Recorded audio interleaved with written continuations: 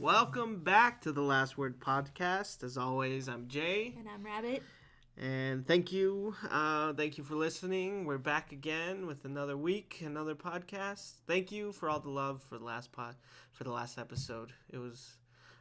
I enjoyed it so much. I enjoyed recording it so much. And listening back to it, it was awesome. So thank you for all that. As always, please just, if you can, remember to like, comment, subscribe, follow, all that stuff. Share. Tell your friends about us. Let them know what's going on. Any questions, concerns, business stuff, lastwordapparel@gmail.com. We really appreciate all the love and support. Thank you so much. Thank you so much. So, how was your week? It was good. Yeah. Finally got our Christmas decorations down, and we're moving into February. It's the end of January. By the time this comes out, it'll almost be the end of January. It'll be the last week in January. And we just got our Christmas stuff down. Yeah, well, I mean, we usually leave it up until the end of January, and then we decorate a little bit for February. Yeah. Valentine's and stuff like that. Yeah. I mean, we like to keep our decorations up as long as we can because we enjoy them. And Christmas is way too short, so I like keeping it up. This year it felt really short. It went by so quickly. With everything happening and then being sick and then somehow trying to do Christmas on top of that was... Yeah. It was tough, and it was quick. And now we're in January, and it's over. It's a whole new thing now. Here we are, Yep. So, but we made it, and we're here another week, and we're in January. January so far has been weird, but we talked about that in the last podcast. A little bit. Mm-hmm. What we got today? Well, we have a few things today. We're going to talk about, because we're both clumsy, I guess, in our own way, but either way, we both had some notable injuries, so we're going to talk about that. One more than the other. Yeah. So we're going to talk about that. I mean, you're definitely clumsier than I am. Yep. But before that, we're just going to talk a little bit of what intrigued us in the week. It was almost a normal week. But one thing that kind of sparked my interest this week was not something that happened to us directly like last week, but no hook hands this week. No, none of that. No weird trips to Denny's. No, nothing like that. I guess that's a good thing. There's other things, little life things, but nothing crazy like that. But one thing that did, I guess, spark my interest.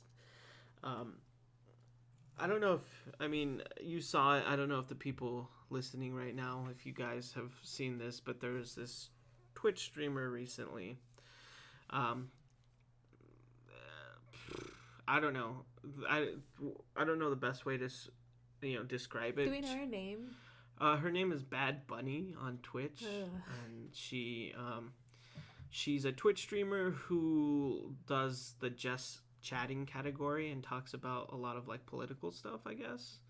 Okay. And that's about all she does. And this week there's a video that went kind of in certain places got kind of popular because she's berating the people watching her, complaining that they haven't subscribed to her or given her any donations. And she starts like just going in on them, and it looks horrible. Like you watch it and you're like, what terrible. The fuck she is looks this? Like a kind of a brat. Yeah. In a sense, complaining. I mean, that's all you can get from it. When I first saw it, I was like, wow, this is horrible. She's a piece of shit. But maybe there's something more to this. Right. So I looked it up and tried to look into it. Maybe something happened before then that wasn't recorded or who knows what. But there's really nothing more to it.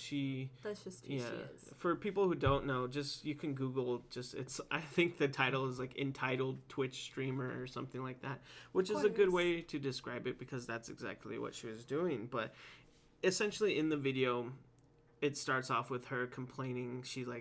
She's telling the people listening, like, you guys, we haven't gotten a donation or subscriber in an hour. And then she starts going in on them like, what are you guys doing that you can sit here and watch Twitch all day, but you can't get $5, and like just going in this entitled, bratty, bitchy tirade of like. Yeah, she gives rabbits a bad name. Yeah, no one should. Yeah, anyone who goes by rabbit or bunny is like, she should not have that name. No, rabbit officially declares that. Yeah, and just going in like this in self-entitlement that she deserves this, or she's granted this. She's complaining that she's saying that, I'm working for free here, and it's like, well, bitch, you are. You know what I mean? Like, you are. That's what Twitch streamers do. Like, if you get lucky, you'll gain a following and have people who think you're worthy enough to contribute to. They'll subscribe to you. They'll give you a donation. But if you're not, they're not going to. And you are working for free. This is not a fucking job. You know what I mean? Not for a lot of people. It's not. And it should never be seen as that until you actually start making money from it. It's not a job. Right. You know what I mean? You are working for free. You are. Yeah, and then she goes on. Essentially, this is kind of like a hobby. Right. In the beginning, the start of it, even still for us, it is still a hobby. It's something we do because we like it. It's literally for us. Absolutely. Yeah, exactly. And then she goes on even after that to talk about how, like, she says, basically what this means is you don't respect me as a content creator. And it's like... which is even like just proves the self-entitlement, self-aggrandizing like point of view this is coming from. It's like she has like what, like you know what I mean? Like making sense. It does make sense, but it does. But in some way, to think that you're deserve that and like you don't respect me as a content creator, it's like, well, maybe they don't. You know what I mean? Like because maybe you haven't not, earned it. Yeah, maybe you're not. Maybe your content sucks. You know what I mean? Maybe you're a terrible person. Yeah. You make bad content. Exactly. And where are you trying to get from this? Right. Exactly. And so it's weird. There's so much to it because, like, there's layers, of course, that, like, I mean, streaming on Twitch is hard. Yeah. Like, no matter what. Streaming on Twitch is hard. And Twitch is primarily for video game streaming.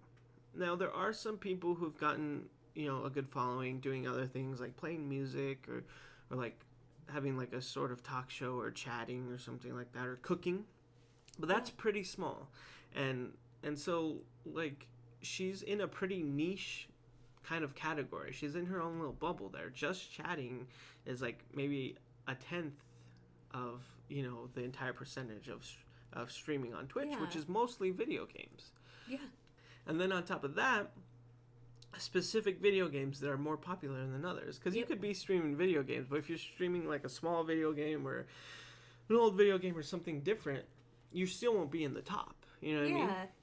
So there's that to contend with. So for her to think that like in her little niche bubble, in her little small world, that she's as big or she deserves to be on top as everything else doesn't really make sense logically. Do you know how long she's been doing this? I don't know, but I do know that when I was looking into this and like, oh, maybe there's something more to it, maybe something's out of context. Last year, around the same time last year, or maybe before, but either way, last year she did a similar thing, but this time she was calling all the people watching her leeches. They were leeching off of Twitch because they watch for free and they're not giving her money or subscriptions. So she's done this before. That's just and that's just a straight insult. Yeah. For that there's no there's nothing behind that. Yeah. Like she's just insulting people. And it's like Twitch is a streaming service. Like if it's free. At the end all be all, it's free.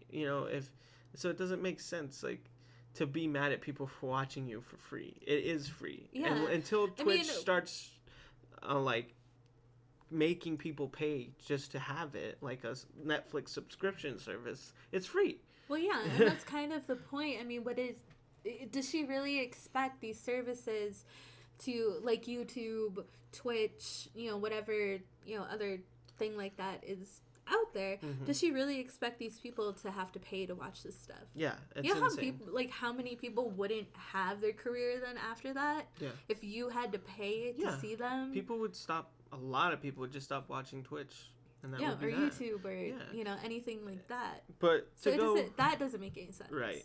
Exactly. And to go back to what I was talking about before, to think that in her small little niche bubble where all she does is chat, and I think sometimes she does like a political chat, like that's her thing. She does like debates or something. Yeah. Like, which is even more niche. Like, it's the category is getting smaller and smaller because it's not just chatting, it's chatting about politics, so it makes it that much less, you know what I mean? Yeah. Like, it's not very broad when it keeps going down further and further. And for her to think that she should be the number one, to act like she should be the number one streamer, like everyone owes this to me, is crazy. Because like as a quote unquote content creator, you have to understand what you're creating. Yeah. You know what I mean? You're not, like, I think probably one of the most popular, you're not playing World of Warcraft, you're not playing Fortnite, you're not playing Call of Duty, you know what I mean? You're and she kind of seems too like she doesn't even really have like a set like goal of what she wants, a specific topic. She just thinks that she should just talk about it and people should give her money for it or subscribe for it because she deserves it. Could you imagine if we called our 10 followers or 10 friends that listen to our podcast leeches and then demand that now they pay for our service? Exactly. And I think that's part of what like intrigued me so much about this and what bothered me so much about this, because it's like, in some way we can consider ourselves content creators, whatever that means. We're trying every week to put out a product. We're trying every week to connect and for people to listen and share and do all those things, you know what I mean? But what the fuck if we just put out a podcast? Could you imagine asking like Taco or Brian or something anyone, like that? Like anybody. Could you imagine like, hey, now you need to pay $5 every so often to listen to our that's podcast. the point. It doesn't matter who. Like, if we just got on the podcast and told everyone, if you're listening right now and you're not doing this or you're not subscribing, you're not blah blah blah, like, then you're fucking leeches, you know what I mean? Yeah. And you don't respect us. Like, that's fucking insane. Yeah. And that's definitely not a way for anyone who's doing any sort of creative thing with like digitally and social media and streaming and podcasts and all that. That's no way to gain any sort of following or to gain any sort of respect. No, not at all. Can't go into any of this. Whether you're doing a podcast, you're streaming on Twitch, you're trying to do YouTube, you're just doing a blog. You can't go into any of this expecting like thousands of people and thousands of likes and money and stuff like that. You can't go into it expecting that, because for the one good idea you have, there's a million other people with the same idea, and there's a million other people trying to do the same thing. For as many successful people there are on Twitch, there's a million unsuccessful people. For as many successful podcasts, for as many successful YouTube channels or blogs, there's a million others who aren't. And the biggest difference is, I mean, really, I feel like if you fucking show up every week, whatever you're doing, every day, every week, however you do your thing, Twitch, a blog, YouTube, you show up and you post consistently. You whether you get what the likes or whatever or not, and you're fucking sincere about it. Yeah. People can see that shit.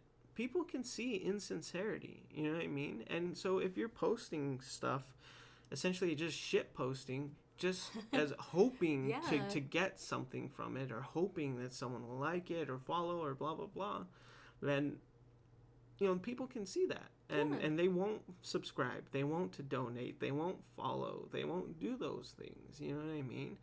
So and that counts for whatever you're doing, whatever it is, a blog, YouTube, podcast, Twitch, all of that shit. And so be fucking sincere. And don't go in with any sort of like you expect this, or like it's given to you, or like you deserve it, because you fucking don't. No.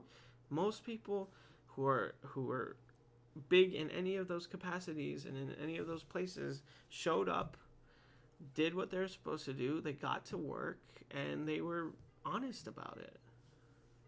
Yeah. I don't know, and that's what you do. And I think, again, that's why this intrigued me so much and why it bugged me so much, because it's like, we're not in the best place as far as other things go, maybe like financially or something like that, but the day I come on here and start berating people listening or begging people listening to, like, you should give us this, you deserve it, you know, you're a leech, like, is the day I don't deserve to be doing this. Yeah. And I think that goes for anyone in any capacity, whatever they're doing, especially for this bitch on Twitch. Like, you gotta be kidding me, you know what I mean? It sounded funny. This bitch on Twitch. That could be a good tagline for, like, someone who wanted to do a Twitch channel. But anyway, but I mean for her in a derogatory way, because fuck her. Yeah. Yeah, I mean she's a shitty person. Yeah, she's a terrible person. And I'm sure there's a million other Twitch streamers who do the same thing as she's doing. Guy or girl, doesn't matter. Right. Like, this if is the only person that we've seen. Yeah, exactly. If you're doing that, whoever you are, you're a shitty person. I'm not singling this person out. You know, well, in some way we are, because she was the one with the video. You know, but for anyone doing that, you're a shitty person. Like, period. Yeah, you're terrible. I mean, there's a reason why we started doing an intro with, you know, just asking people. Mm-hmm. Just reminding. Yeah. Like, hey, you know, remember, like, do that stuff. But I always end it with how grateful we are that they do. Exactly. And because I am grateful. And that's what I hope conveys the most, is that I'm extremely grateful for any kind of support we get. A like, a share, a comment, whatever the fuck it is. Yeah. You know what I mean? Like, that's what I'm grateful for. And I hope that's what people understand the most. Is, like, you know, we have to remind them to subscribe to, you know, because that's just good business. Yeah. But we're not begging. We're not. No, and I'm not berating anyone yeah. for not doing it and thinking that I deserve it somehow. Oh, yeah. You know what I mean? It's like we still have work to put into this. We still have work that needs to be done in this podcast. Well, yeah, now and forever. You know what I mean? Yeah. Forever, how long we're doing this, there's work that needs to be done. That's it, you know? So, yep. I really hope everyone knows is that how grateful we are.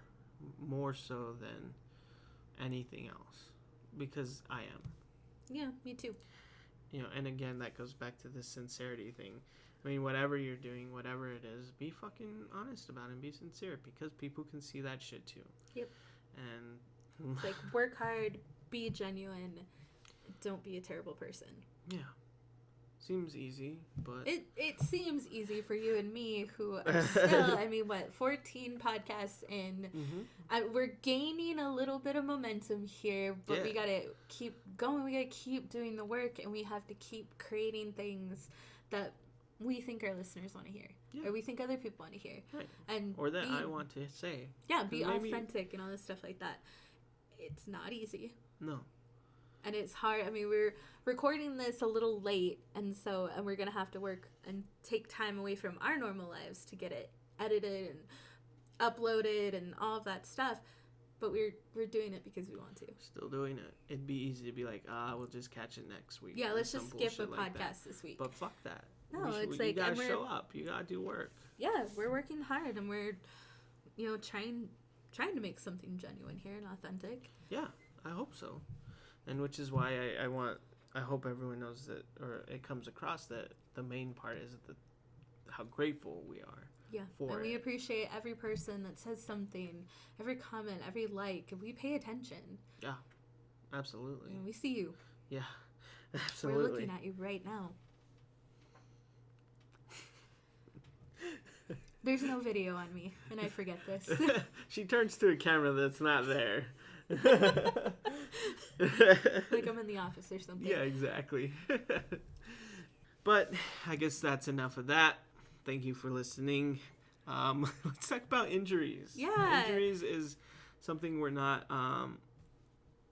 we're very used to, I guess, at some point. Okay, so you would think that this isn't going to make good content, but let me tell you, I have some stories. Now, I happen to be one of the most... I'm clumsy. I drop things, I break things on accident. I break myself, apparently. Mm-hmm. And this has been happening since I was a child. Right. I mean, since I was a little kid. And not just clumsy, because I'm normally clumsy. I think everyone, to an extent, is, but... Yeah. Me, it seems exaggerated. Some are more clumsy than others. Like, you've seen me, and what you call throwing my phone, it just spontaneously flies out of my hand. Spontaneously flies out of your hand. I don't throw my phone, but that's what you see it as. It's essentially you dropping, quote-unquote, your phone, but it looks like you purposely like threw it across but somehow the room. It flies out of your hand. And it comes down to like, and what me and my friends used to call impossible things that happened to me. Like they wouldn't happen to anybody else in this world, but they happen to me. I am the most like clumsy, unlucky, balanced person in the world. Well, maybe not in the world. No, I wouldn't say in the world, but let's say in the United States. Maybe. I don't in the know. Midwest and New Mexico, okay. Depending on what state I'm in at the time. But I'm a very clumsy person. I remember this one time, like I was like gonna walk the dog or some shit, or I had him on a leash. How old were you at this point? I couldn't. Because it wasn't recent. Maybe I was right? in second grade. Okay, yeah, so I think you I were said really I was a child little or something. Okay. Second or third grade, I was still in elementary school, and I just like the dog just like pulled me, and I like landed. I don't remember which arm it was. I think it was my right arm. And I just like fell off the steps, arm first. Like I heard like a pop and a crack and stuff, and it hurt. It hurt really bad. So like my parents took me to the emergency room, but I didn't break anything. But I mean that, of course, like that happened to me. That of course. when I was a child. So, right. So one of the big ones that I have a couple of big ones. That like emergency room, like yes, this has to be dealt with. Like it is an emergency situation. Yeah. So I was maybe like 10 or 11, and I had started getting. I was already really into riding bikes. And so we're all my friends, and that's how we used to get around when we were younger, because we lived in a really small town. I guess it's considered a village. Small enough? Yeah, small enough that, I mean, we can take our bikes everywhere. Like, that's how we get around. That's how we like to. But I was also getting into stuff like skateboarding. Now, like, again, you think that a clumsy person like me probably shouldn't be skateboarding, and you're right. But I don't know, for some reason, I wanted to do it all. I wanted to learn how to rollerblade. I wanted to learn how to skateboard. I was excited by it. Right. I mean, I think that's normal for especially kids that age. Yeah, especially like, we're all around roads and sidewalks, and it's a tiny town. Usually there's no people out. It's perfect. I lived in the perfect place for stuff like that. But obviously I had no idea how to skateboard, and no skills. I had no skills in this at all. I'm not this kind of person today. I don't think I could ever get into something like this. So my mom bought me a skateboard. It was supposed to, be fun and all that stuff. And I remember taking it out. Now, I had been on it for maybe, and I don't remember. It was a long time ago. Yeah. Maybe a few weeks. Okay. Maybe a month at most. And I just remember, like, going to meet all my friends. My friends and I always, we lived in houses, like, just in, like, a block. Right. And we all meet in the backyard of someone's house. There's apartment buildings all around us. So we just meet in the back. And I don't know. I remember just trying to skateboard. And it was weird because I got on it. I was kind of on it correctly. But it wasn't a smooth paved road like you might see here. Like, it might be a little bit more like Silver City-ish. So like a blacktop? Kind of like a blacktop, but there not was smooth. More. Yeah, but it was more grainy, and it had more little rocks in it, and you might see a bumpy blacktop. Yeah. Yeah, like it probably needed to be redone. Yeah. Okay. And I remember not seeing... the best skateboarding road. No, but that's how I learned on. And I remember seeing my friends over in one of the places that we would meet, and I remember seeing my neighbor, and his name is... What's his name? Chris? I think his name is Chris, and me and this...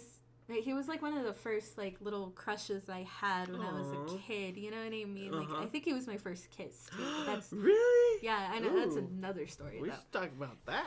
No, so like I had this like weird little crush on him. That's another injury. Yeah, that's another heartbreak and tragedy. So we're not talking about later. Those injuries. But I remember seeing my group of friends, and I remember seeing this neighbor and my childhood crush, I guess. And for some reason, like, I looked over, and just as the moment I looked over and I was just, like, kind of looking at him, I was going to say hi or whatever, the skateboard went out from under me. Now, I don't remember how I fell, because I thought I just fell normally. I didn't, no pop, no break, no snap, no no pain essentially either, except like maybe like my knee or my hand. Like I felt pretty normally. And I just kind of laid there for a few minutes. My friends came over, like, what the hell happened? And they were calling me Rabbit back in the day, too. Or right on the, like, beginning of being called Rabbit. This nickname has been from years and years ago. Yeah. And they came over, and they're like, oh, what happened? What's up? Like, what'd you do? And, like, I don't know. And I got up, dusted myself off. And as I was, like, getting up, I noticed, like, again, not really pain, but there was just no, like, movement or stability in my left ankle. You know what I mean? And, like... God, these suck. Okay. Right, but and yes. like, it wasn't hurt. Like, I wasn't in the worst pain in my life. So, I had my friends kind of help me. And in fact, I don't even know if at that point they helped me. Because we were a weird little group of assholes. So, it's like we didn't do that kind of stuff for each other. I understand that. So, I hobbled up, like... Now, again, like, my apartment building was just, like, not...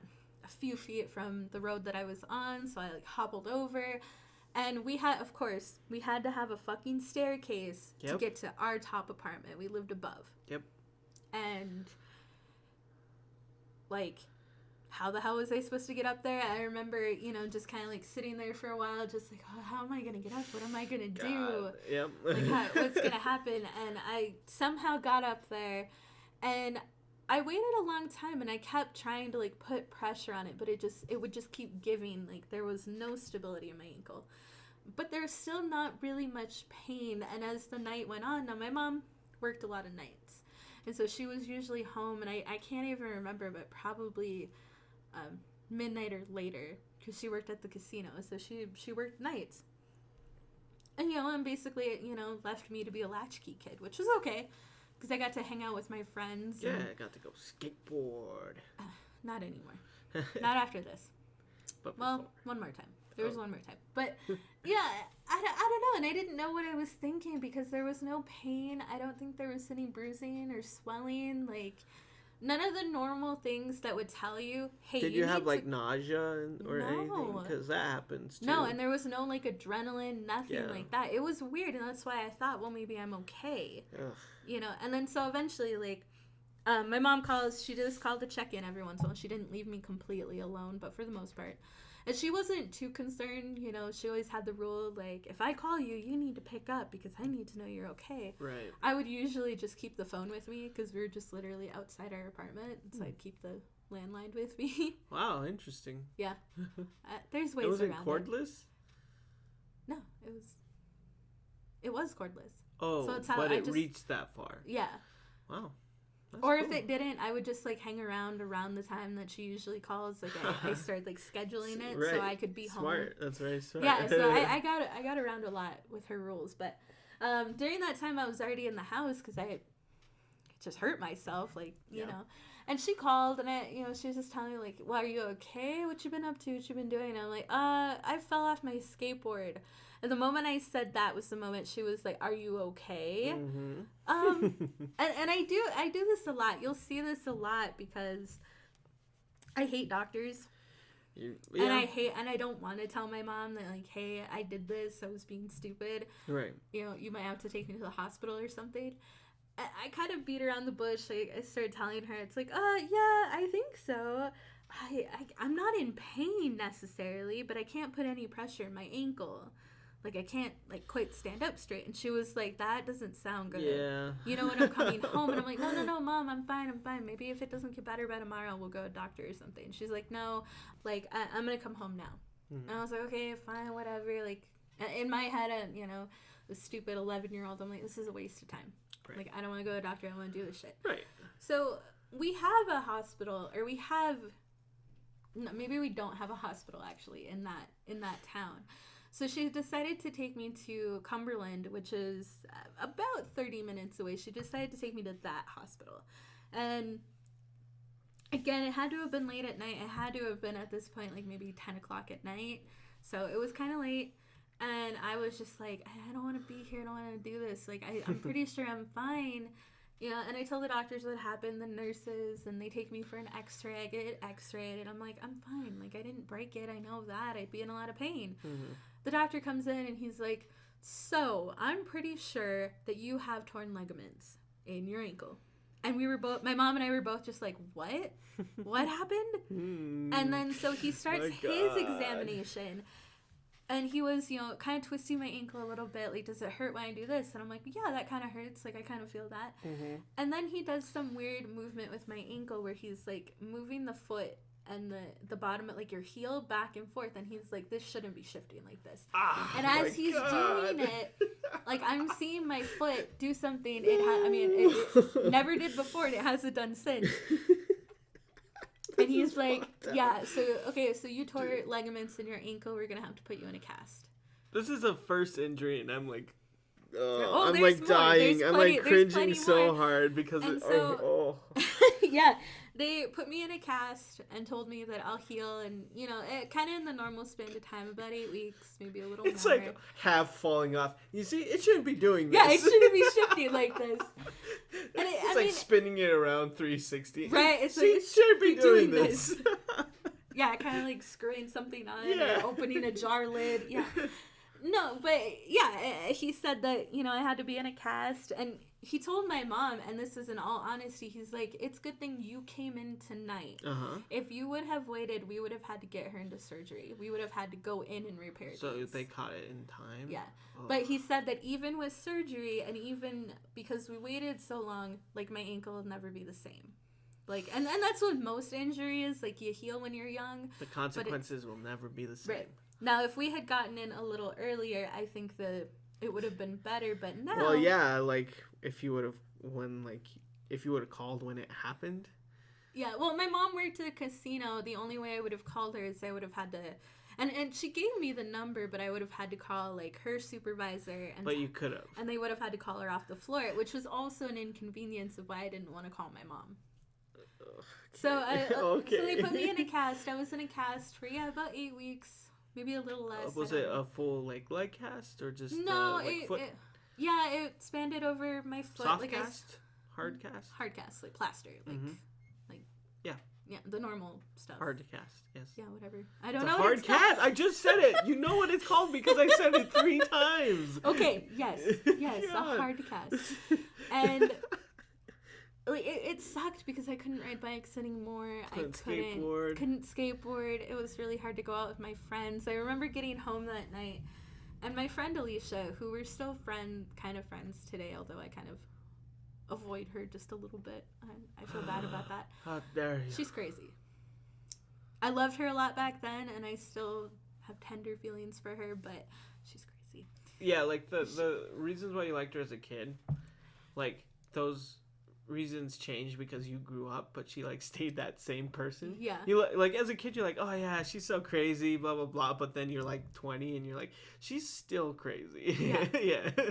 Yep, exactly, and not in a good way, not in a fun way. Right. Exactly. Or like, oh, this girl's so crazy. It only worked like because you were 12. Yeah. She came over. But growing up, it didn't change. Yeah. So she got there that night after we got home, and she like saw it. Like, I'm just like on the couch, and she's like, Rabbit, what happened to you? And I'm just like, I'm fine. Like, I want to sign it. And I'm like, okay. Like, you can sign it. Like, whatever. Classic. Mm-hmm. And it was funny because my mom like left like the night after. Like, she couldn't stay with me, and I was fine. I was okay to walk after that. And did this happen, she caught me during summer, winter? I think it was summer. Of course. summer. That's so like perfect. Like, yeah, so most of the summer hang out with friends. There's always that one friend. Like summer, small town, fucking Midwest America. Right. Cast. I lost like that's half some of like my Norman summer. Rockwell shit. Like that's like Americana. That's That's funny. It's great. So my mom caught me trying to skateboard again. She took my skateboard away from me. Well, that's fair. Like, no, this is like the night after. Oh, what's so wrong I'm with like, you? So I'm like, that's on more than fair. Like, I was like trying to skateboard in the house. You know what? Maybe all of this like impossible things. Maybe it's just me being stupid. Yeah, because like you hear the injury story, but then like you never hear the stuff like, oh yeah, well I was trying to skateboard after I had my cast, and you're like, what? This is your fault. It's like, you did this. Well, I've seen firsthand some stuff that like should not have happened that have happened to you and only you. Yeah. So yeah. So that was the big one. That was the most significant one. I mean, it sucked, and like I already said, it took away most of my summer. I I was miserable. And even when I got it off, the first thing I did was went biking. Nice. Like, and I had a checkup where they had to remove it.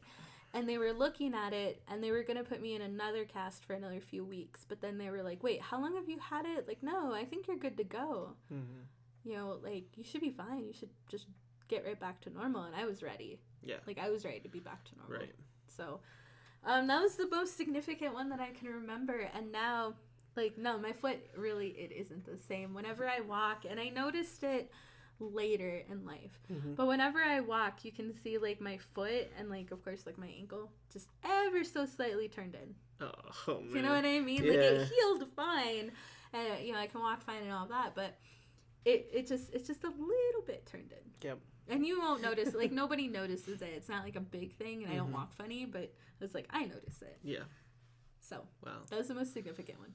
Of course. Okay. There's more than just that. All right. So, a little bit later, I was probably a teenager. I don't remember exactly how old I was. Like, maybe, like, 15, about then.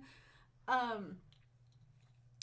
went to, now, we, of course, like, I've mentioned lots of tiny little towns that we've either lived in, lived around, or we frequent, and this is one of them.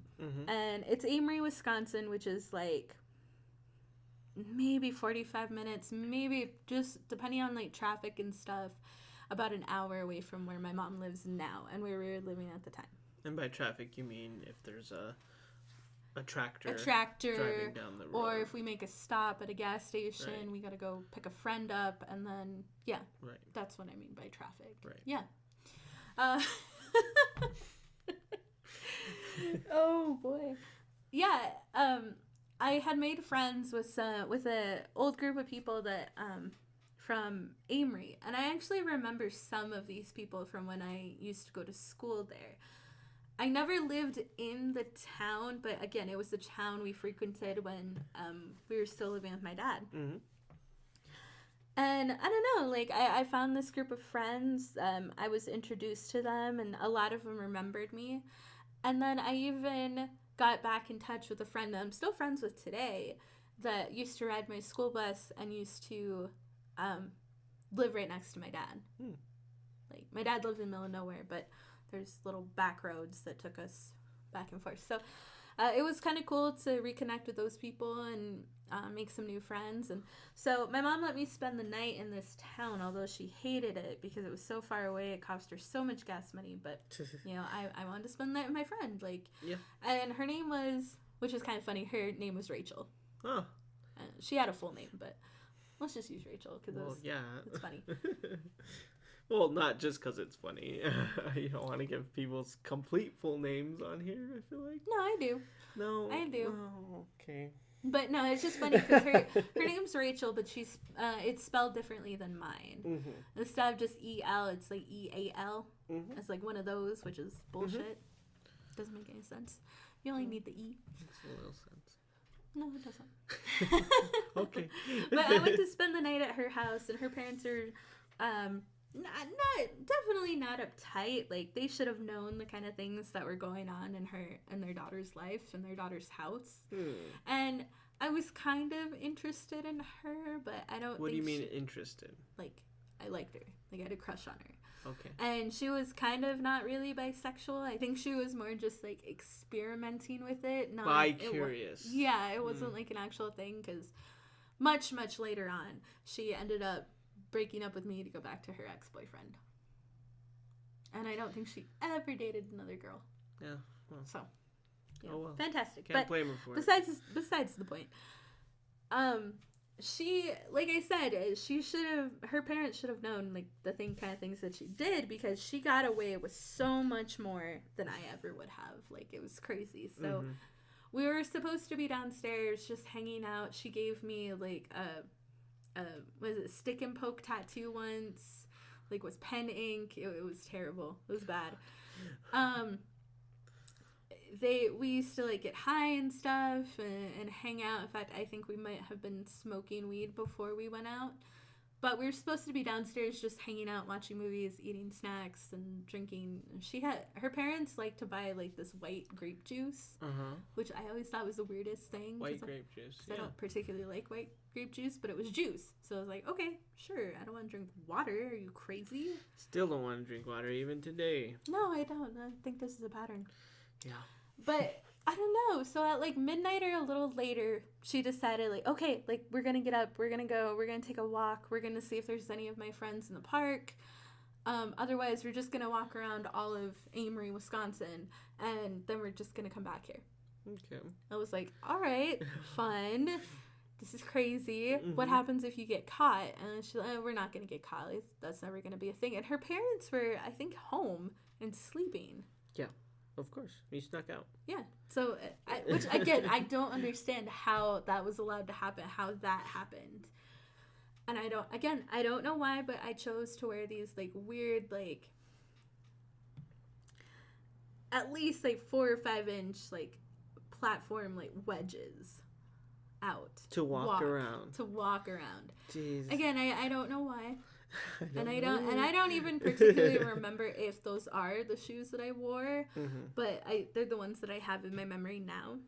And so we go walking and it's fine. There's no one in the park. There's no other friends. So then she's like, okay, like, let's just keep walking. And then we kept walking around. Like, we walk around the whole town and we come back and we're walking down a sidewalk. And then we're going to cross the street, and I see, like, the park coming up. Like, we've now made almost a full circle, and then we're just going to go, like, make a left after the park and go back to her parents' house. But we need to cross the street, and for some reason, I'm following her. I take a step off the sidewalk, off the curb, and, like, first step is fine, but for some reason, like, the second step is not. Always or the something second like step. that. And I didn't trip, I didn't stumble, I took a step literally off the curb, and I heard a pop in my foot. Oh, another pop. Yeah, and this time I The heard infamous pop. Yeah, this time I heard it, I felt it. There was pain immediately. Did you fall? Or No. you just stepped and you I felt just took it? a step and I felt it. What the hell? Yeah. So, she obviously sees this, and I'm like, oh, fuck, like, I don't know if I'm going to be able to make it back to your house. Like, this hurts. The whole time, like, limping, like, trying to get back to her house. We still have at least, like, 2 blocks to go to get back to her house. Goodness. And limping the whole way, we get in. Of course, like, we have to be really quiet. It fucking hurts. Like, it's turning purple. Ooh, like, that's I can not see a good it. sign. No. And I have to walk, again, with fucking stairs. I have to walk all the way down her stairs to get back downstairs where we're spending the night. My God, this right? hurts. We This get hurts. ready for bed, and I'm telling her, I was like, what happens? Like, what if it's broken? What if there's something wrong? She's like, it'll be okay. It'll be okay. Like, it's fine. We don't have to say anything. Like, what do you mean? Like, well, it's purple. in her head, she's also worried about getting in trouble, obviously, which is fucked up. But of course, that's the way the adolescent mind works. Is like, my friend's like purple right now, like their ankles like dying. But it's like, but I don't want to get in trouble. Exactly. We don't have to say anything happened, and then yeah, and I believed her. I believed this bitch. You're like, okay. Like, yeah, we like, don't. Yeah, all right. What the fuck? I felt like we go to bed, we wake up, and now in the normal hours of the day when we're allowed to go outside. Slept? Yeah. You were able to sleep too? Yeah. Like, I went to bed. Oh my God. Okay.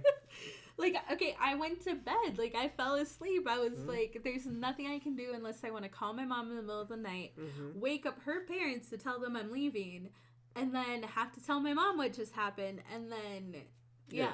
Right. So, I wake up the next day in the normal hours that we're allowed to be outside and go hang out with friends. I put my socks and my shoes on, and I think I had just, like, plain, like, Converse back then, like, low top. And I get my foot in it. Like, tie it all up, lace it up, and I'm, again, like, it hurts, it's purple, like, it's bruised, like, it looks pretty bad. And we go walking to the same park where we meet all the other friends. Yeah. And we're, like, talking, we're hanging out, like, we're, and I start telling them what happened last night, and we're laughing about it, and you know, they're all like, show me, like, I want to see this. Wait, and what shoes did you wear the next day? The Converse. Oh, yeah. Was it hard to put on? Kind of. Still swollen? Yeah. But, and then here's the thing. So I do that. Mm-hmm. And I take my shoe off, take my socks off, show them, and they're like, ooh, like, that doesn't look good. Like, that looks like it might be broken. Can you move, like, your toes? And I'm like, yeah, kind of. Like, yeah, you know, pretty much. And they're like, you should probably get that looked at. Like, the friends were finally, like, telling her, like, yeah, she should probably go to the doctor. Like, that looks bad. Yep.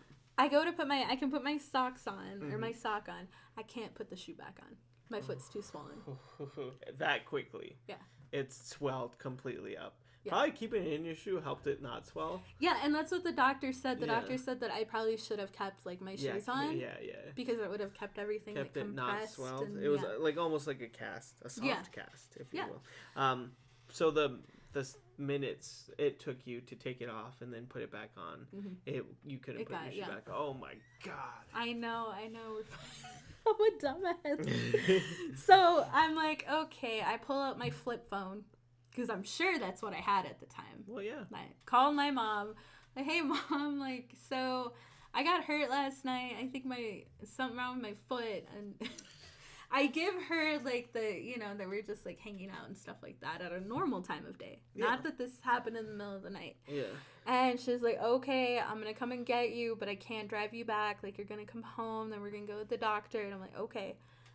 And sure enough, within an hour, my mom shows up, another hour to the hospital. And this time we went to a different hospital. Went to a hospital in Rice Lake, which I don't think is there anymore. It might be. I don't know. I've never heard of it again. Just kidding. I'm just kidding. I don't know. And at first, like, I got in there, told them what happened. I stepped off a sidewalk. I heard a pop. Like, it hurt really bad. It's obviously swollen. They x-rayed my ankle, and they didn't see anything directly. They kind of saw something, but they were like, wait, but your ankle's fine.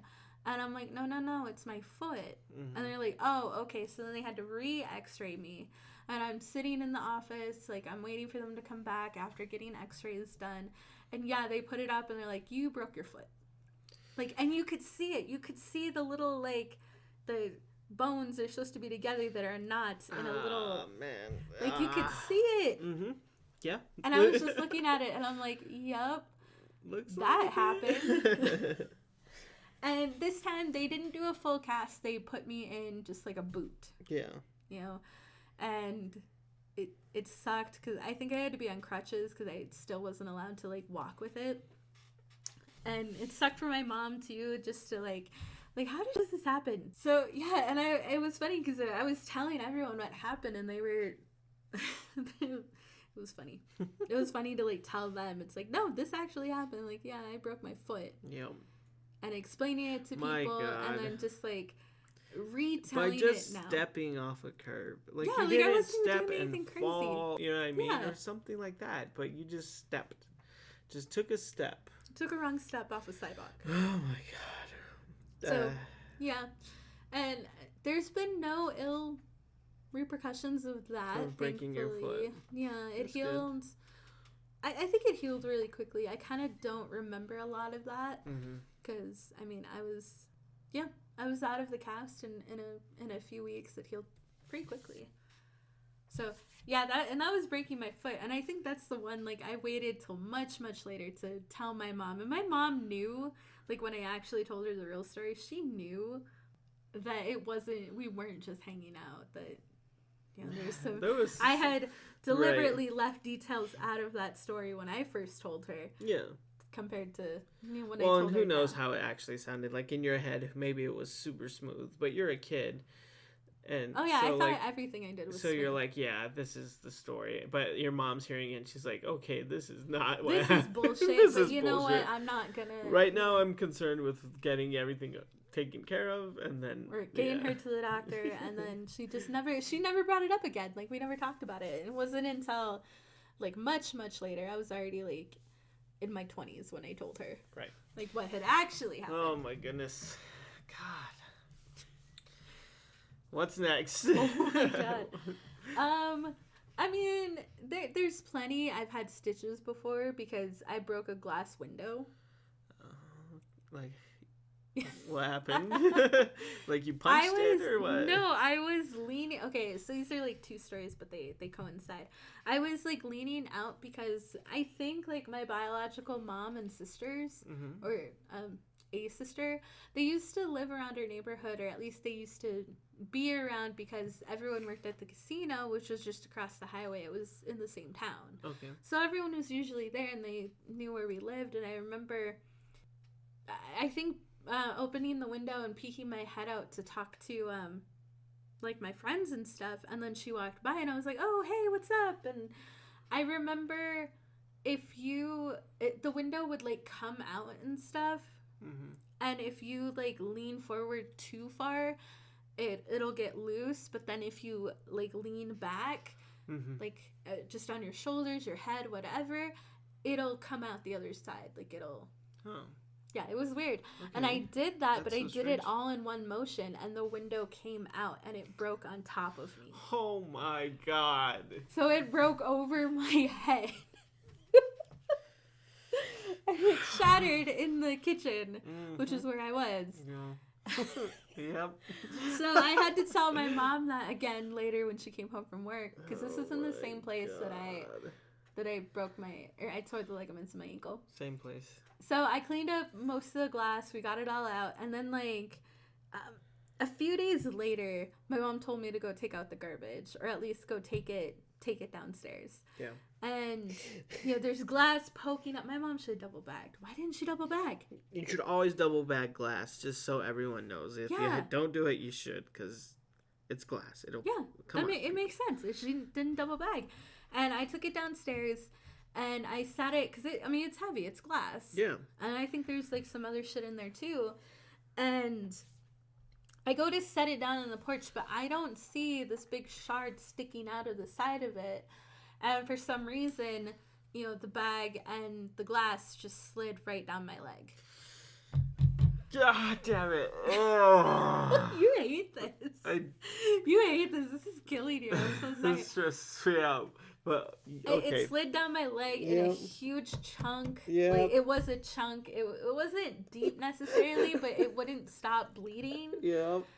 Yeah, and of course, like, I ran upstairs, told my mom, like, Mom, I'm bleeding. Like, the glass, like, that broke. Like, And she was like, oh my God, okay, let's go. And went to the emergency room, and I had to get stitches. They said that, just from the look of it, like, it would be really painful and it would be really hard for that to grow into, like, a scab and stuff. So yeah, just they stitch it up. decided to stitch it up because that was that. best. And that was a lesser injury, and that was a combination of accidents. How's that a lesser injury? That's crazy. And how did that happen? Like, how did I not first get hurt? You didn't get hurt from the glass breaking on your head or breaking over your body. Yeah, or hurt cleaning it up alone. But was it the same day or a day later? It was just a couple days later. A couple days later, taking out the garbage with the glass in the bag. That's how you get hurt, and you get cut in your leg. That's crazy. Yeah. But I have more glass stories, though. So I have 2 glass stories. Oh, good. They're just funny. I had to get stitches for one of them, but then the other one happened more recently, happened a couple years ago. Yeah. We're going to talk about it. Yeah. So, like, I worked at a casino, or I worked at the hotel, and I did housekeeping. And I remember you came to pick me up from work. I had a really long day. Like, I'm tired. Like, I'm really sick of, like, do you need more towels? Like, housekeeping, which you had to do. Is that the voice you used That's when the you voice did that it? I used. Really? I never used my own voice the entire time I was there. Interesting. But I was really tired of knocking on doors, waiting 3 seconds, and then saying housekeeping. Like, I was so sick of it. I wanted to get out of there. I was done. I was ready to be home. When I get home, you and I get back to my mom's house. She's on the phone. Like, she's talking to, I think, like, her friend Georgia or something. Like, I get in. I start getting out of my uniform. In fact, did I even get out of my uniform? I think I just, like, took my shoes off. Yeah. I don't even think you're, Yeah, I think I just, like, started taking my shoes off. I'm coming in. I think I got, like, water or something or a drink, and I'm like... Doubt it was water. Might have been Diet Coke. Anyway.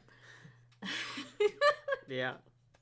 There's also a pattern here. Maybe if I drink more water, maybe the dehydration makes me weird.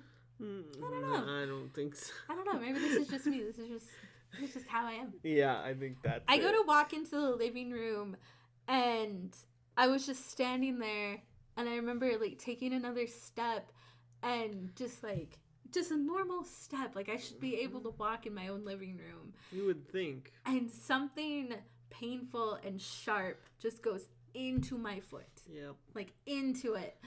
I thought, and it felt kind of like maybe like, and this is the only thing I could think of that might be on our floor, but like I felt like a safety pin. And that's what I thought it was. And I was like, oh, that's not too bad. Right.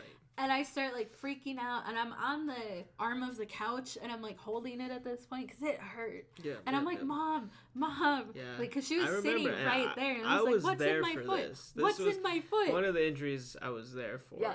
And your foot was bleeding. Oh, yeah, there was blood. And then my mom decided, she was still on the phone. This is a pattern with my mother. She was still on the phone. She's like, what?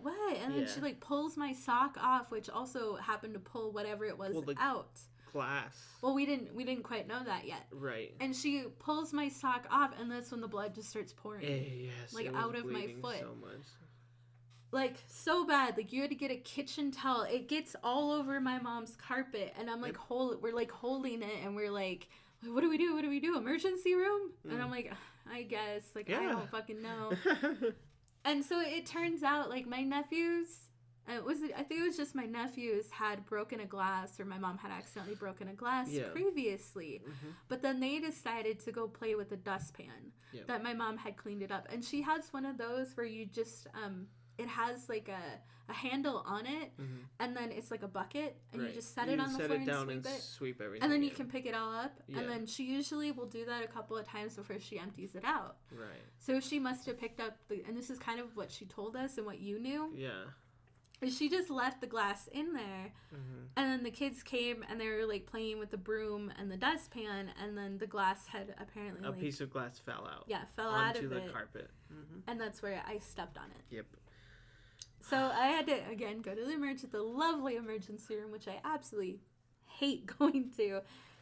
They had to give me a shot in my foot because of how I stepped on it. They wanted to make sure, and how my mom ripped it out, they wanted to make sure that there was no shards left in it. Yeah. Because that would be a problem. It would, like, heal, and then they'd have to cut it open to get it. So they had to give me a shot in my foot, which is one of the most painful things I've experienced. Well, your foot has all the nerve endings. Yeah. You know what I mean? That's why feet are so sensitive. That's why you're ticklish in your feet. But that's why things hurt so much when stuff like that happens to your feet. Yeah. Yeah. So they gave me a shot in the foot. They explored it. There was no leftover pieces, which is good. And then they had to give me a stitch. Because it's like, this might reopen as you're walking on it, and if you have to be on your feet a lot. And I told her, like, I work at a hotel, I'm on my feet all the time. She was like, okay, we're gonna give you a stitch, and we're gonna, like, stitch this up because it might not heal otherwise. Yep. And so I had a stitch in my foot for, like, weeks. And eventually, I didn't even go back to the doctor. I just cut it out of my foot eventually. The stitches. Yeah, you just cut them. You did. Yeah, because it was like 3 weeks, and we were both like, wait, is this supposed to dissolve? Is this one of those? And you and I were talking about it. Yeah. And we were like, I don't know. It's like, it looks healed. I'm just going to cut it out. And eventually, like, I just cut it out. You did. It was good. But I got to take off of work for a day or two. Yep. Like, that was really nice. That was awesome. Yeah. Hey, you got it. But again, like, I stepped on a piece of glass. My mom was so... What is it called? Nonchalant about it. She was still on the phone. She ripped my sock off. Ripped off the sock. Just crazy. I mean, it's crazy it went through, like, how that goes through socks.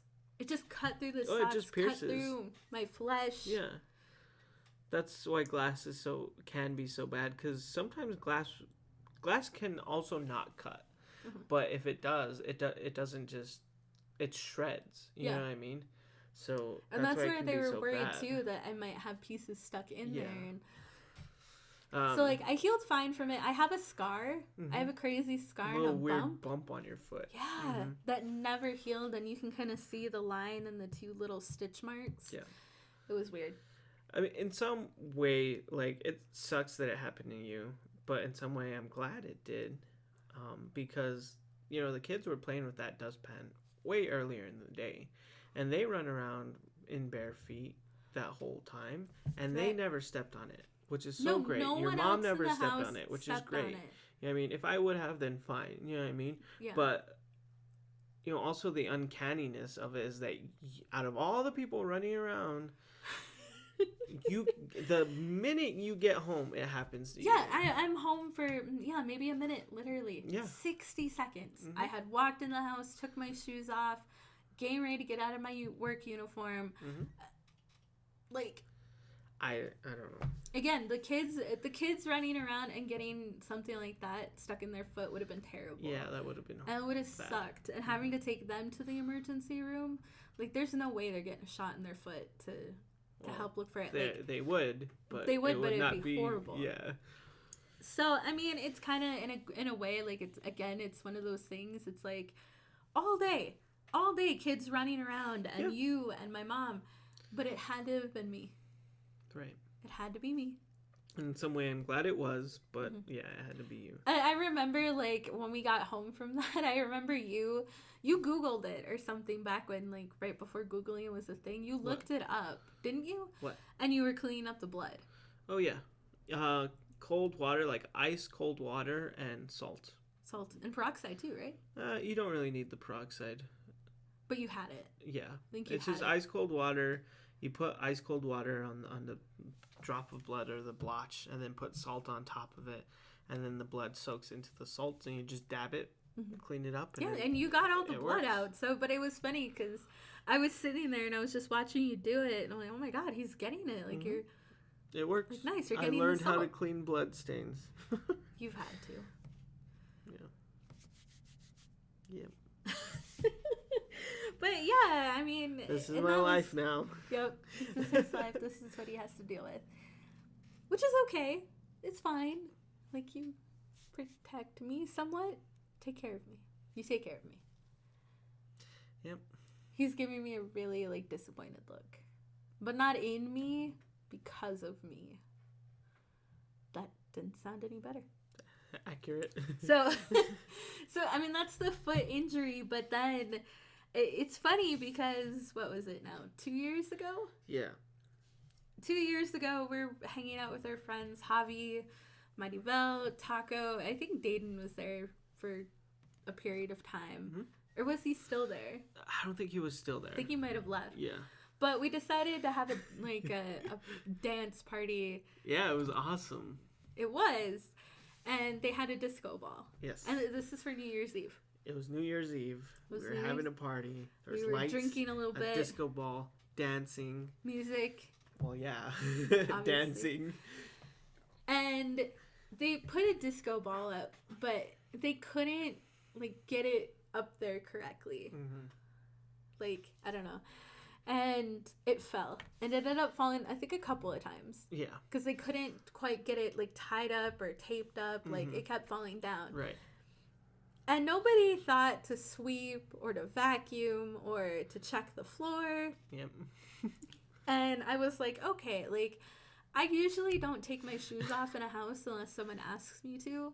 Mm-hmm. You know, if they, like, oh, please take your shoes off at the door. Like, I don't do that. Right. Like, because I like to keep my shoes on. That's the point of, like, my shoes, to be seen, you know, on me. Mm-hmm. It's a fashion choice. Sure. And, you know, everyone else, like, at this point had gotten comfortable and had taken their shoes off. Oh, we were and they dancing. They were more than happy to, like, be comfortable. Right. And I was still in my shoes, and this goes on until after midnight. Mm-hmm. Like, it had to have been, like, about 1 at this point. Later, maybe a little bit later. And finally, I was like, okay, like, I'll take off my shoes. Like, all right, I'm in this. I'm a part of this. This is me now. Right. And I do that, and no more. Like, everyone else, like, taking their shoes off. They've danced all over this. They're doing crazy shit. Yep. Like, watching Taco do the robot and other crazy, and what is it called? Flossing? No. What is it called? The one dance move. I think that's what it's called. Whatever. I'm watching these crazy people dance all over this living room floor, I decide to take my shoes off in no more than maybe 15 minutes. Again, I'm just like dancing, like hanging out, like this is really fun. Again, like I take like a step and I felt it. Yeah. Like I felt again, like something pierced my foot. Mm-hmm. And like I stepped on something. So instead of like everyone else is just dancing and, you know, hanging out, I just go and decide to sit down. Now I'm pretty drunk. Like, I drank a lot in the evening. Yep. And I decide to sit there for a moment. And I pull my foot up, you know, like to my, you know, so I can kind of see it. And I'm looking at it and I'm like feeling it because it's also dark. They also decided to turn all the lights off and only let like the strobe lights and stuff and the disco ball go. Mm-hmm. And I'm feeling it, and it's, like, in my foot. And I'm, like, feeling this. And I'm like, what the fuck is this? Yep. What is this? Yep.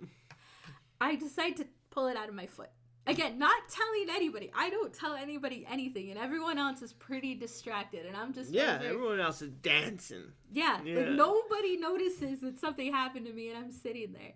And again, like, I'm pretty drunk, so, like, I'm taking my time with this just in general. I pull it out of my foot, and it was pretty hard to get a hold of and take out. And it's a little piece of glass. It's not just, it's the disco ball. Well, it's like a mirror. A disco ball is glass. Yeah. Yeah. And I pull it out, and I'm like, oh, God. But then when I noticed, like, when I pulled it out, there's blood all over my hands. And true to form, there's blood. There's blood on my hands. And I am still sitting there, and I was wearing tights because like it's New Year's Eve, like dress up, whatever. Yeah. And I'm sitting there and I'm debating. I'm like, should I tell someone? Because like I'm sitting on the side. How is that still a thought when you're an adult now? You're like not 12 years old anymore. You don't need to hide it from anyone. You don't. Yeah, like we have health insurance. You're like, more than an adult at this point, and it's still in your head. You're like, should I say something? Yeah, like we have health insurance. Hell? We can go to the hospital. Fuck? You can. That should never go through your head anymore. And yeah, so I'm sitting there. I'm like looking at my bloody hand, knowing that there's probably more blood on my foot and everything, and I'm just like, guys, I'm bleeding. Like I think I stepped on something. And then you're like, oh, wait, what? And I'm like, I stepped on a piece of glass, I think. And then everything stopped. Yeah. They stopped the music. They turned off the light. They turned on the regular lights. They're like, oh, my God. Like, wait, I got to go take off my tights. And, like, go take off my tights. And then we see it. And now, Maribel, bless her soul. I love her. She was so drunk. And she goes, and she's trying to help me. Yeah. She goes, runs to the other bathroom, because they had two bathrooms and one near their bedroom. And she goes and gets the Band-Aids, or the first aid kit. Yep. She's so drunk that, like, it somehow got open, or it was already open. And, like Javi said, there's, like, bandages. Like, a trail of them. A trail of them leading back. She poured... peroxide all down my leg, like not even on my foot. It's supposed to be for the cut, but it was all over. It was all over my leg. I somehow ended up with 2 Band-Aids on me. I don't know. Yeah. I don't know how that happened. Like one on the actual cut. I wasn't in charge of the And I remember Taco was sitting next to me, and he had his hands on his, like over his ears. Yeah, on the side of his head, and he's just like, looking, like every he's time horrified. He looks, and I'm like, I have like a Q-tip cleaning up any blood that's left over on my foot. And like I thought that it would be like when I was like younger, and I thought that I'd have to go to the emergency room. I'm like, fuck, I've been drinking. They're not gonna be able to give me anything. I'm gonna have to, Thankfully, there was none of that to be had. Yeah, it wasn't as deep, and it wasn't didn't need stitches or anything. As bad. It stopped bleeding. Eventually, but there's blood everywhere still. Oh my God. But it hurt, and this one hurt more, and I don't know why. I mean, because I was drunk, like I couldn't feel anything in the moment, but after like that, I started sobering up really quick. Yeah. And we get home, my foot hurt when we got back to your parents' house because we were staying in town, and it hurt the next day. Like it was hard to walk. Yep. Like I couldn't walk on it. Yep. Like, yeah. But the funny thing is it happened in the same foot. Same foot as the other one.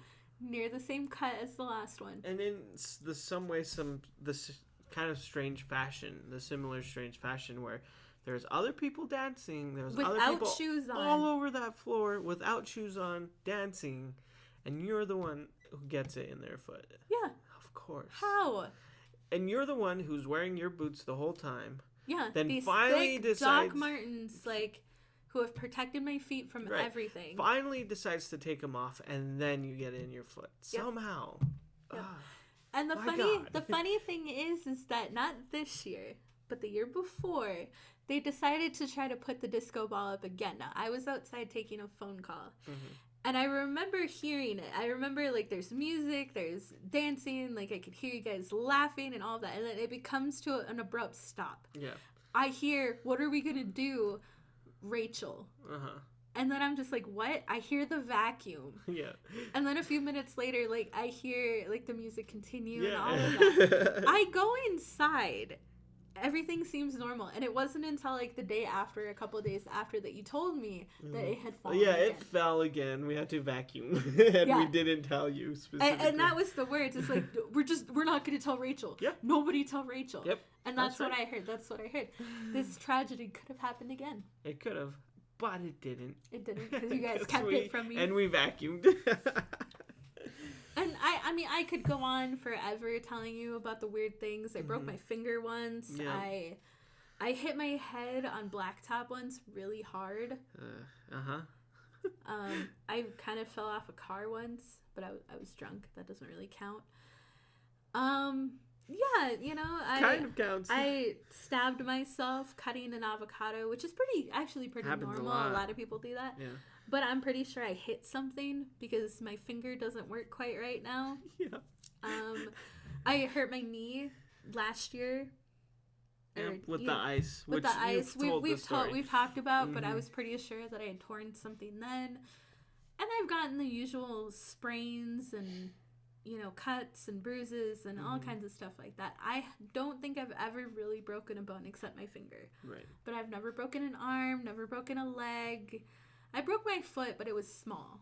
It wasn't like a foot or an ankle, or it wasn't like an ankle or leg or, like, you know, something that was more serious like that. Mm-hmm. And I've never had any life-threatening injuries or, yeah, you know, which is good. Been in any big For accidents. as clumsy as you are, I'm super grateful that they've never been serious, like super serious. Yeah. Yeah, and I've sprained my knees before too, and twisted them and all that shit. I've been in braces before, because I've twisted it or popped it and stuff, but never anything serious. But you have one of the more serious breaks and more serious injuries that I've ever heard. So, tell me what happened, 'cause I want to know yours. My turn now. Well, I only really have two, because that's really all that's happened to me. Seriously, I've had little things like you said. Yeah. Pulled stuff and, you know, all that stuff, cuts, scrapes, bruises, stuff like that. As a kid, you know, I was pretty hardy. Like, I did a lot of stuff that should have hurt me, but I just never got hurt. You know, I mean, my bones stayed intact. My, you know, everything just continued. I was You're okay. A crazy little shit, yeah, though, I'm sure. I absolutely was. I did a lot of things that I should have gotten hurt from, but I never did. Didn't your cousins one time too, like, roll you down a hill? Like the hill behind your house? Or was that like Frankie Joe or something? It could have been either one of us, to be honest. Could have been all of you. Yeah. At some point, like, rolled down the hill. But I remember your parents saying something like that. So, no, you're a pretty hardy little kid. Yeah. Like, you... Yeah, you know, so I was okay then, but the first thing that happened and the more serious thing, and one out of the two things, was when I was about 16, maybe 15. My friends and I started a group along with my brother's friends called No Originality, and we basically did Jackass-esque stunts and filmed it. Yep. You know, like how they say in the beginning of Jackass, don't do this, you know, blah, blah, blah. Well, we did. You guys decided we to did do it. Yeah, and, you know, again, staying on brand, I was doing a shopping cart stunt.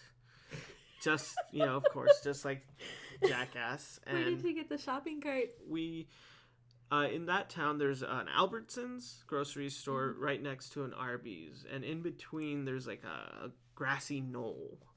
And so we took the cart from there, we moved it to Arby's, and we're doing my brother was filming. It was me and a couple friends and one of my brother's friends, and we were filming hitting the curb, falling out of the cart. You know what I mean?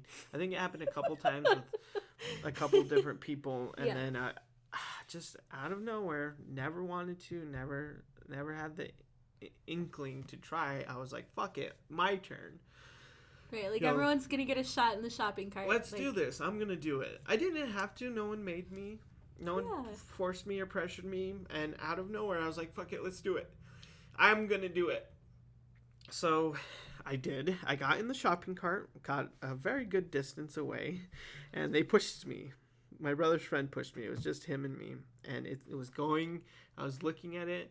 And then somewhere along the lines, in my head, I was like, I don't know what happens after this. You know what I mean? Right. Like I don't know how to fall. I don't know where I'm landing. I don't know how I'm landing. Anything like that. Yeah. And so before then, you know, everyone's filming. I'd say, I'm like, stop, but they don't stop. Yeah. And I hit the curb. The shopping cart hits the curb. I fly out forward, of course. Mm-hmm. And I'm just flying, like for a second, like I was flying, you know.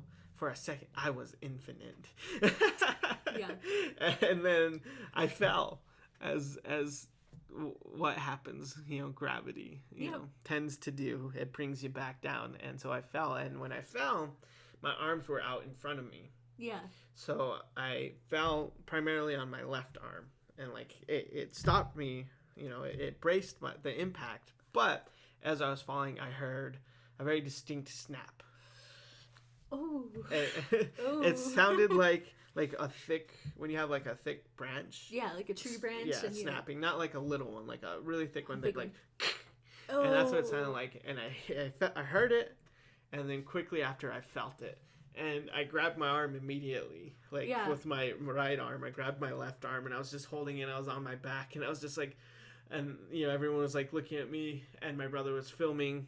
And I was like, I broke my arm. And they're like, really? Like, no one, like, everyone's like, what? Really? What happened? And then my brother stopped filming, and I told him, I was like, no, keep filming. keep filming. You just broke your arm. Your brother is with you. And now you're telling him, like, keep filming it. Oh, my God. So then my brother picks up the camera, continues to film. You know, I'm just lying there. And I think my brother calls my parents, and my brother calls the ambulance, I think, also. Yeah. And I just, like, you know, did you really break it? And then I lifted up my arm to show everyone. And so it's on the camera, too. And my arm, nothing was poking out of the skin, which is cool. But it was twisted. It was like, it did not look good at all. So all of this is also on film somewhere. Yeah. Yeah, it's on a VHS tape somewhere. Oh, my God. Yeah, so this is all recorded and caught on tape. So my arm, nothing's poking out, which is great. No blood, but it's twisted. It looks so bad. It's clearly broken. Like, this is not a normal arm. I'm just laying there for a while. Right. I don't really remember it, but it's on film, so that's how I remember. But, like, some people came over, like, stupid, like, onlookers, like walking over. Not even do-gooders. No one came to help me. They just came to see what happened. Yeah, no one was like, oh shit, do you need a ride, or like, do you need something? Right, because just like, did anyone have like a car or anything, or how did you guys get there? I guess we drove. I mean, we had to have driven. Because I was going to say, like, I know where your house is. Yeah, I know around the place that you're talking about. Mm-hmm. You guys can't walk. But yeah. And we didn't. I think we drove. So you guys didn't think to take you to the No, and I probably could have went, but I just laid there. No one like got me up or anything. Yeah. And I probably could have went, but I just laid there. It hurt. Also, it was pretty. It hurt. And I have a good high pain tolerance, so it probably would have been worse for maybe other people. Yeah. But yeah. Anyway, no onlookers came to help. They just came to see what happened. You know what I mean? Just gawking. You know what I mean? Like not helping at all. So that was ridiculous. And then at some point the ambulance came, the EMTs came, and they're like, what happened? And I told them, you know, blah blah blah. And then one of the onlookers, some lady, was like, what were you thinking? And I was like, I wasn't thinking. That was my answer. I wasn't. And I wasn't. I really didn't think about it until I was in the cart, and I was like, wait, what happens next? And then it happened. And then I remember the ENT being like, hey, okay, so what happened? Oh, blah, blah, blah. Oh, have you ever had morphine before? And I was like, nope. And he was like, all like setting me up. He's like, oh, you're going to like this. That was his what he said to me. Like, oh, have you ever had morphine before? Oh, no, you're going to like this. Like, why? Why would you say that? Like, you're 16. Right. To which he proceeded to give me morphine. And after that, like, I wasn't gone. Like, I remember all of it, but I definitely didn't feel pain anymore. Yeah. Like, I felt like my head was a balloon. Like, if that makes any sense. It felt like my head was 10 feet above my body. And I was just, like, hanging out there. And I was fine after that. I was chill after that. Yeah. And it made me all warm and fuzzy. It felt kind of terrible. Honestly, I didn't really like the feeling, but I didn't hurt anymore. Anyway, they get me to the hospital. They still have to do an x-ray, you know what I mean? Like, it's clearly it's broken, but they need to see what's going on inside it. Yeah. And they have to, like, what sucks about x-rays when you're injured like that is they still have to position your arm in certain ways to get the x-ray. Yeah. So, like, they're still twisting my arm and moving it, and it's like, dude, this thing's broken. Right, like you can clearly see it's broken. And anyway, so they do that, and yeah, it's broken. It's obviously broken. I still have a picture of the x-ray. Yeah, which I've seen. We should try to get that. Maybe I can find it and I'll post it along with this post. Yeah, because that would be sick. So people can see, so everyone can see. So if I've done so, go to our Instagram and check it out. It's gonna be on the posts, and you'll see the X-ray of my broken arm. Yeah. So not only did it break, the bone didn't just break, but it also twisted inside. Yeah. So it was like upside down essentially, if that makes sense. It wasn't in the correct position at all, and so that happened. I went home that day from the hospital. They gave me like a soft cast and just wrapped it up. But I think a day later, maybe 2 days later, I had to get surgery. That was the only way they were going to be able to.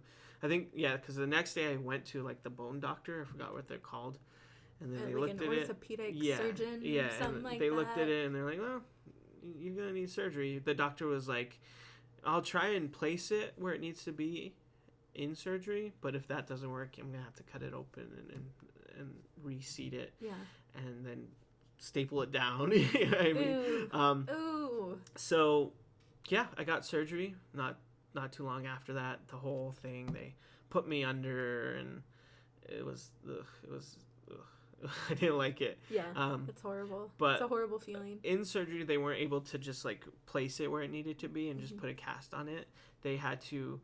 There was. That wasn't shown on the x-ray because they didn't get the whole thing. There was actually a second break in the bone. What? So there was one down here, and then one down where like my scar is, and then there's one further down.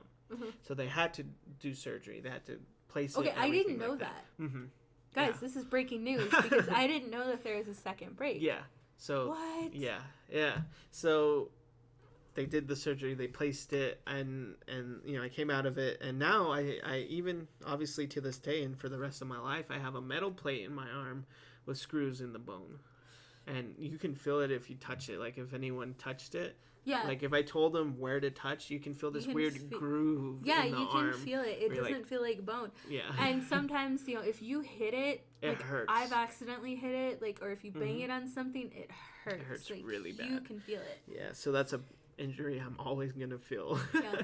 And you still have your casts too. Yeah. Like I've seen them; they're terrible. You should probably get rid of them. But yeah, and I've seen the casts too. And the first one you had, was like a huge one. Like it went already up to kind of like your bicep. Yeah, because I had 2 breaks. Yeah. It went from like my hand, my wrist, all the way up to my my bicep. Yeah. And then once that one was okay, they cut that one and I got like a half cast. Like just my arm basically and around my hand, and the whole thing was ridiculous. I just have a question just because I want to get a clear picture. Did you have the bangs by then and the colored hair? Oh, yeah, that's perfect. Yeah, of course. That's great. Yeah. I mean, I looked the part, if that makes sense. Yeah, I looked the part. Looked like you were doing something. And maybe stupid. That's why the EMT told me I was gonna like morphine. Oh, because he thought you were like this kid does drugs. Like a street he looked at me and he's like, this kid does drugs. Clearly, he has no parents watching over him. You know what I mean? Otherwise, he wouldn't be out here breaking his arm Right, in a parking lot. Right, in a shopping cart. Yeah. And your parents are some of like the most upstanding like people. Yeah. Like your dad is so friendly and so involved with the community and different projects, and it's like your parents cared about you. Yeah. But maybe that's what he thought. He thought this that this kid's definitely gonna like morphine. But yeah, I just recovered from that. Like I said, I have a high pain tolerance. So well, that's the thing like, is we both do, and pain usually doesn't tell us anything. You know how people say it, you know, it's like, well, how does it feel? You know, are you in such bad pain that you can, you know, do this, or you can still talk or do this? It's like, well, yeah, that's but I don't know good... if that's normal for other people. Yeah, that's not a good one, because out of all of these stories, like, that's another reason. There's so many factors here, but one of them me just being an idiot. But another one is pain. Right. Pain isn't a good indicator for me to tell me, hey, you need to go to the hospital. Right. And the only indication that I've ever had is like the worst pain I've ever felt. Right. Yeah. That kind of thing. So we both have it. Yeah, exactly. And even in recovering from it after surgery and all that with the broken arm, I didn't take any pain pills or anything like that. I just took an Advil. And I'm sure they gave them to you. Oh, yeah, they definitely did. Yeah. But I just took an Advil, and that's all I needed. So, you know, eventually I recovered. And that was that. That was, I guess, the biggest injury I've had, because it actually required surgery. Yeah, like and some they had serious to fix surgery. it. Like I had to be put under and that whole thing. It's not fun. And then the only other one after that was when I broke my knee, which was when, you know, not that long ago. It was about 5 years ago. Yeah, maybe 4 or 5 years ago. Pretty simple. We're in our apartment. Not this current one, but the one before this. Yeah. And I was going down some steps. It was only 3 steps. Yeah, they're not big. They're not crazy. And or I anything. was going to check your laundry because we didn't have a washer and dryer at the time. No, we have on-site laundry facilities that we can use. That's what I was doing. I was going to go check your laundry for you because I was being nice. And that's what I get for being nice. Thank you. Thank you. And I don't know how to describe it with just audio, but essentially my left leg, there's 3 steps. My left leg hit the bottom of the steps, like the last step. Mm-hmm. You know, not even the last step. It was on the ground, on the sidewalk. Yeah.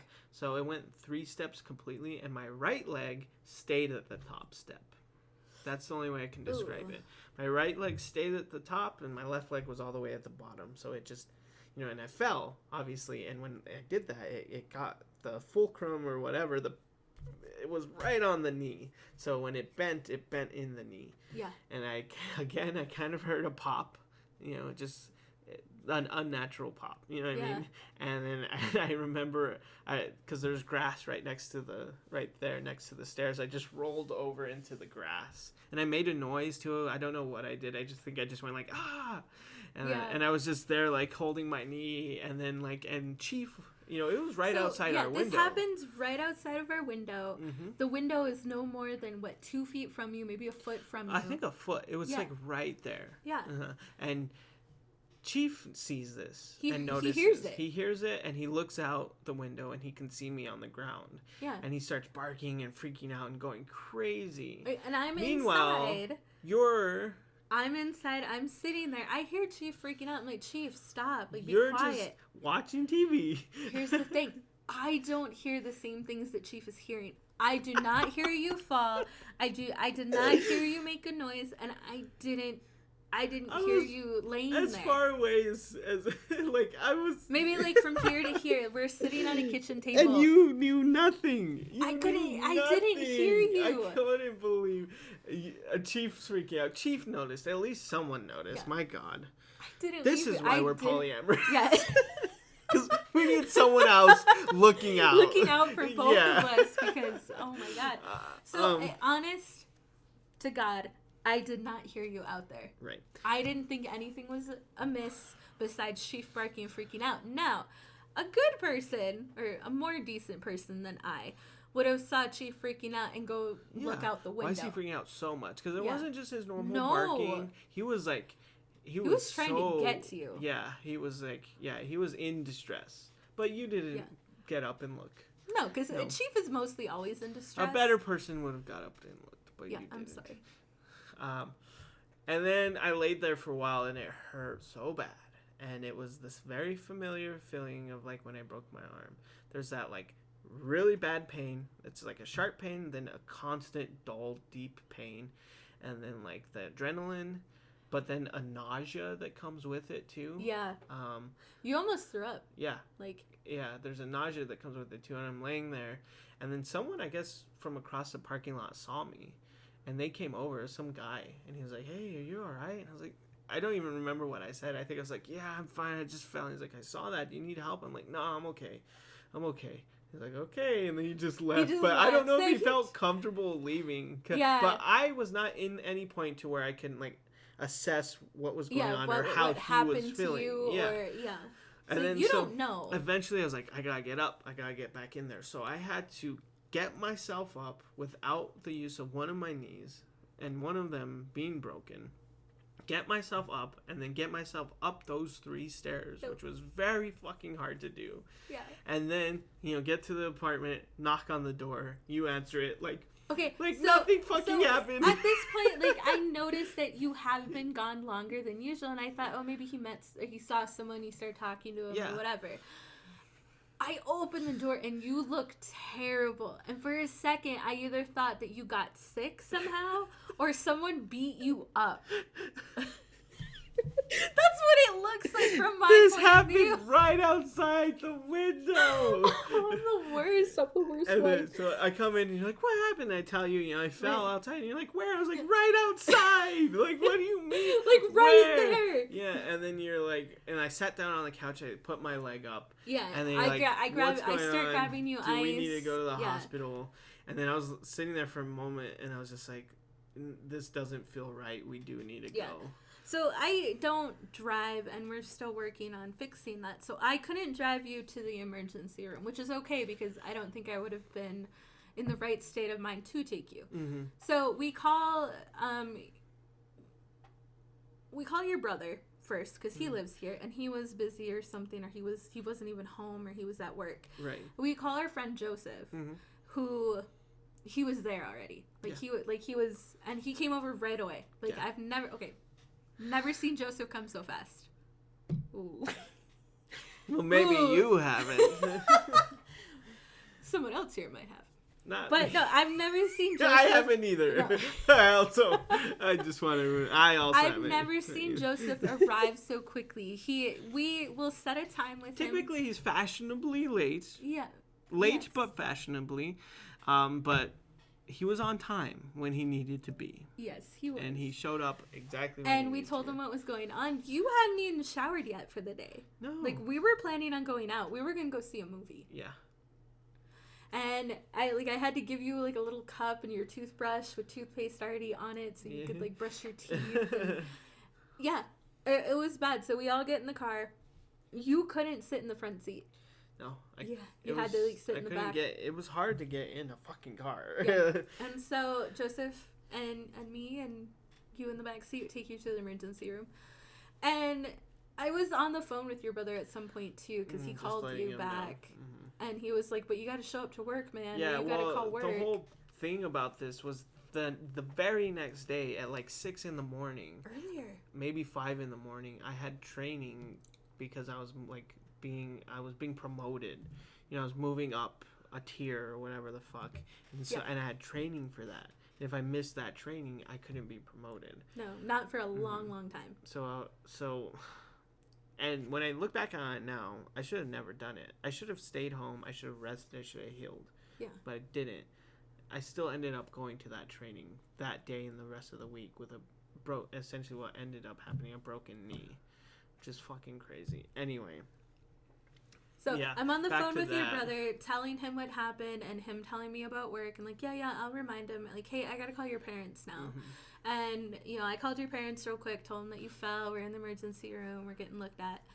And none of the nurses believed you. Yeah. Or believed that it was so bad. They obviously saw you in pain. You were hurting. We were concerned. And part of me was like, I think I'm okay. Like, I was trying to convince myself. It's fine. If anything, sprained it. Nothing crazy. You know what I mean? Yeah, like, I'll be okay. Like, the whole time, the nurse I'm with is, like, cracking jokes. No big deal. She's a little bit. She was kind of stern, but she had a little bit of humor. Yeah, to her. I mean, with me, she was cracking jokes. When they took me away and you weren't there. They took me to get the X-ray. You weren't there. She's cracking jokes. We're talking, whatever. I lay down to get the X-ray. Same thing. I have to turn my knee. Yeah. It's like, it fucking hurts. I can't do that. Anyway, they get it. She's cracking jokes the whole time, and then there was a point, and I remember there was a point. Back. No, it happened before because there was a point. I remember where she got real quiet while she was taking my X-rays. Yeah. And I noticed it. I took note of it because it was a pretty drastic change, and I was like, I didn't say anything, but in my head I was like, why is she so quiet now? Yeah, why'd she get quiet? And is she being professional or something? Right, and then she takes me back, wheels me back because I'm in the wheelchair. And that whole time, when we were going down that hallway, cracking jokes, coming back, she was quiet. And that whole time I was like, this is still really weird. She gets me back to you. We're chilling, waiting. She's kind of fine. And then I guess actually starts looking at the X-rays. Yeah, she pulls it up so I can kind of see her a little more than you can. Yeah, she was behind me, and I'm in a wheelchair, so I couldn't turn. Yeah, and then I see her put it up, turn on the light thingy, or it was already on, and then we hear very audible, "Oh." She goes, "Yeah, oh." A very audible, very conspicuous, "Oh." Yeah. Yeah. And then she told me, she's like, well, you definitely did hear a pop because your knee's broken. Because you broke your knee. And I broke it. And she showed us. My knee. And we took a picture of it, too. Yeah. I don't think I have that picture anymore. No, that was a long, long time ago. But that was that. That was it. And my knee was broken. Right across it, didn't it? Yeah, it was a fracture. Yeah. You know what I mean? So it wasn't I didn't need surgery or anything like that. But, yeah, I broke it. Yeah. So they put you in a soft cast. A soft cast, but to keep your leg up. Soft cast brace, keep my leg up. I had to have crutches. Yeah. And it eventually just healed. And eventually I got we went even to an orthopedic doctor. Yeah. And he was cracking jokes too. He asked if I pushed you. Yeah. Which I did not. I just didn't hear you. She pushed me. Help me. No. He's kidding. And yeah, I mean, it healed. You needed to be put into a different brace. Yeah. Though after that, it was cool. It was all robotic. It looked cool as shit. Mm-hmm. And they had to adjust it correctly. Yeah. But I remember the first night home when we were sitting there and we were just I was chilling. So fucking tired. Right, ice and all of that. Chief was laying with us in the middle of us, and I look over. We both look over, and Chief is just Well, I looked over. You weren't looking yet. What happened was we were both sitting on the couch. He's sitting in between us like he does. And I heard something and felt kind of a tugging on my leg. And I looked down, and he's chewing on my brace. Yeah, and he's pulling at it. Pulling at it and chewing at it. And I go, look at him. And then you turn and look, Chief. And he's just there just chewing. He's just to top off the day and that whole injury. It was crazy. He didn't give a fuck. He didn't care at that point because he got a chew toy. But yeah, and then they had to put you in a different brace, and you went to see the doctor a couple of times. I just went through the motions, and it healed eventually. It healed on its own. You didn't need surgery. You didn't even need physical therapy at that point. No, it came back. I also had to help you, a lot of things. Get undressed, get dressed. Mm-hmm. Yeah, especially those first days, I couldn't even put on or take off my underwear. My own fucking underwear. Yeah, your boxers, I had to help you pull them up. Yeah. I remember when you were doing it, I was like, please try to hide your disgust for me. Right, with me. Your disappointment in me. Because I couldn't take off my own fucking underwear. You were going to get in the shower or something. And you, I asked you if you needed help before you got in. Yeah. And you're like, no, I'm fine. I can do it. I have a crutch. I didn't get it. No. I did not have it. I had to put on your shoes, which is hard not to hurt you. Yeah. Your regular leg was fine. Yeah. No problem. Mm-hmm. And I've been putting shoes on children, since they were babies. So, I know how to do it. But to not hurt you and not try to, jam your foot up and then hit your knee and stuff like that, how people do. Yes, I get it. To not do that to I was there. I get it. So yeah, I mean, taking care of you was really hard when that happened. Yeah, it sucked. And then, like, obviously, like, you couldn't drive. Your brother had to come pick you up. Joseph had to help out another day. Yeah. Pretty sure your aunt had to come once to take Yep. us grocery shopping or take me grocery shopping. Yep. And, yeah, that was bad. It sucked. So those were my 2 injuries. I've had less injuries than yours, but the 2 they've been serious. Like, not life-threatening, but like... Well, you've always broken something. And, yeah. Now, me, like I said, enough. I've never really broken anything except my finger and my foot. Yeah. But I've never broken an arm. I've never broken my knee. Never really broken my ankle. Yeah. Nothing like that. But you've always broken something. Right. Yeah. So it's been less, but it's been, I guess, more serious in some ways. I've broken things and had to have surgery. Yeah. But fuck it. We survived this long, and we're doing okay. Yeah, we're doing great. I mean, Right? I hurt things all the time, and I'm okay. Yeah, exactly. And here we are, able to talk about it now. Yeah. And then right before we cut off the podcast, like before you press it, like I fall in my chair. Yeah, like the chair breaks or something elbow. insane. Like something stupid happens. No, that's not a car drives through the wall behind me. We'll let you know if it happens. You'll hear that on next week's podcast. Yep. But thank you everyone for listening. This one was fun. Recounting these, I'm just like, this is great to kind of go back, and I'm reminded of other things that have happened to me that have been crazy. Yep. Like those crazy coincidences, but yeah, it's really pretty crazy. Just me. Let us know in the comments down below, wherever you are, what kind of crazy injuries you've had. What's the craziest one? And thank you for listening. Thank you for being here. This was the Last Word Podcast, the podcast Apple didn't want you to hear. I love you all very much. I love you. I love you all. Please take care of yourselves. Be careful. Please take care of each other. And we'll see you next time. Later.